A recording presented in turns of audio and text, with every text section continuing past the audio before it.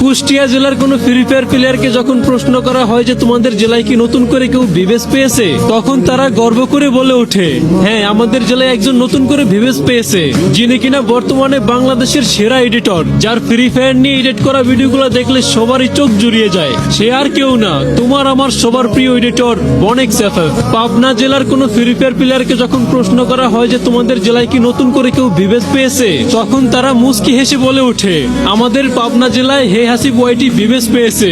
এখন আর কেউ আমাদেরকে বলতে পারবে না যে পাবনা জেলায় কোনো ভিভেস প্লেয়ার নাই। কিশোরগঞ্জ জেলার কোনো ফ্রি ফায়ার প্লেয়ারকে যখন প্রশ্ন করা হয় যে তোমাদের জেলায় কি নতুন করে কেউ ভিভেস পেয়েছে, তখন তারা বলে ওঠে, আমাদের জেলায় একজন মেয়ে ইউটিউবার ভিভেস পেয়েছে, আর তিনি হলেন জুমা গেমিং।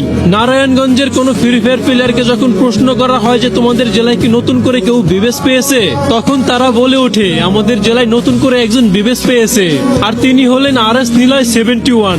রাজশাহীর কোনো ফ্রি ফায়ার প্লেয়ারকে যখন প্রশ্ন করা হয় যে তোমাদের জেলায় কি নতুন করে কেউ ভিভেস পেয়েছে, তখন তারা মুচকি হেসে বলে ওঠে, গেমিং উইথ হাসান ভাই ভিভেস পেয়ে আমাদের রাজশাহী জেলার সবার স্বপ্ন পূরণ করেছে। আর আমাকে যখন প্রশ্ন করা হয় যে তোমাদের ভোলা জেলায় কি নতুন করে কেউ ভিভেস পায় নাই, তখন আমি তাদের দিকে হতাশা ভরা চোখ নিয়ে তাকিয়ে বলি, ভোলা জেলার গেমারদের ওই সৌভাগ্য এখনো হয় নাই, হয়তো ভাগ্যের দোষে, নয়তো সিন্ডিকেটের কারণে।